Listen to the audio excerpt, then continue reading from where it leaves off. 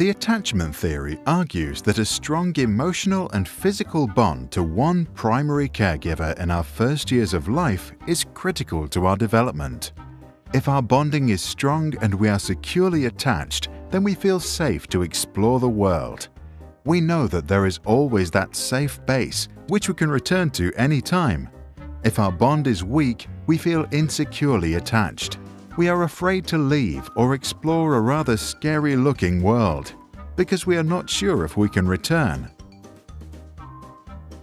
People who are securely attached are said to have greater trust, can connect to others, and as a result are more successful in life.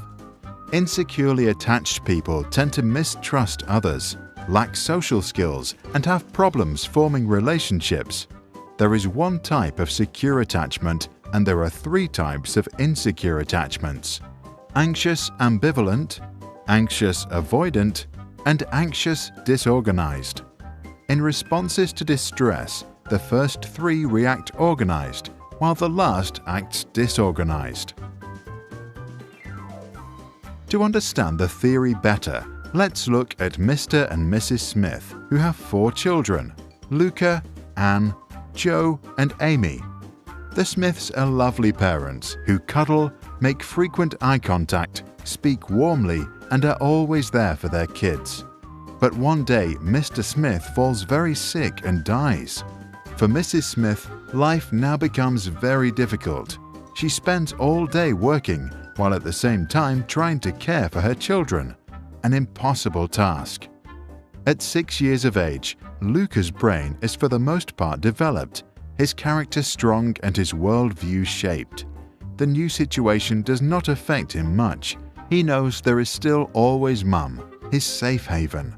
He feels securely attached. Later, he turns into a trusting and optimistic young man. His self-image is positive. Anne, who is 3, has problems coping with the new lack of attention. To Anne, her mother now acts unpredictably. She is anxious about their relationship and as a result becomes clingy. To get her mum's attention, she has to raise her emotional state and scream. When her mum finally reacts with a predictable response, she herself acts ambivalent and doesn't show her true feelings. Later in life, others think Anne is unpredictable or moody. Her self-image is less positive. Her attachment style is anxious ambivalent.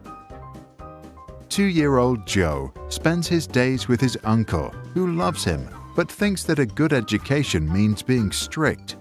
If little Joe shows too much emotion or is too loud, his uncle gets angry and sometimes punitive. This scares Joe. He learns that to avoid fear, he has to avoid showing his feelings, also in other situations. As an adult, he continues this strategy and has problems entering relationships. His image of himself is rather negative. His attachment is anxious avoidant. Amy, who is just 1 year old, gets sent to a nursery. The staff there is poorly trained, overworked, and often very stressed. Some are outright abusive. Amy therefore becomes anxious of the very people she seeks security from, a conflict which totally disorganizes her ideas about love and safety. As she is experiencing fear without resolution, she tries to avoid all social situations. As an adult, she thinks of herself as unworthy of love. Her self-image is very negative. Her attachment is anxious disorganized. Our attachment is formed in the very first years of our lives, a time when we are too young to communicate our anxiety and as a result can experience high levels of stress. Then our adrenal gland, an organ sitting on top of our kidneys, produces the stress hormones adrenaline and cortisol. The heart rate increases, the blood pressure goes up, and we become alert. If that happens frequently, it is called toxic stress. Toxic because it impairs the development of a child's brain and weakens the immune system. In embryos or at a very young age, toxic stress can even switch the expressions of genes, which can affect our health many decades later. By simulating a strange situation, we can assess an attachment style already by the age of 1. To do this, we let the child play with their mother for a few minutes inside a room. Then the child is left alone. The key moment is the child's reaction when her mother returns. Securely attached children first usually hug their mother, then can calm down and eventually get back to playing. Insecurely attached children can be ambivalent and avoidant. Some can't stop crying or refuse to continue playing. The long-term effects of our attachment in the early years are well documented.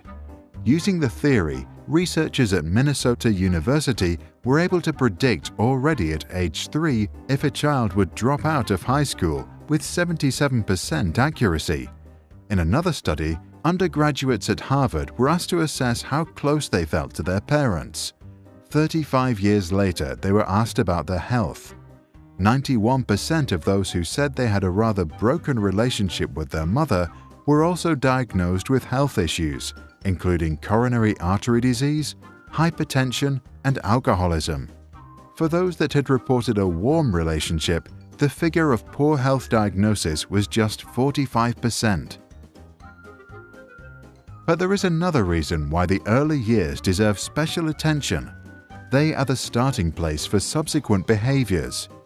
A kid that feels securely attached at age 2 can make friends at kindergarten. Their worldview gets reinforced with every interaction, and they develop optimism. As a result, they make good relationships at school, then at college, and later at work. Highly insecurely attached children can miss out on this opportunity. Psychologist John Bowlby, a pioneer in attachment theory, allegedly said, "What cannot be communicated to the mother cannot be communicated to the self." In other words, those who feel insecurely attached might not quite understand themselves. To get to know who they are and what they feel, they might have to go way back in time.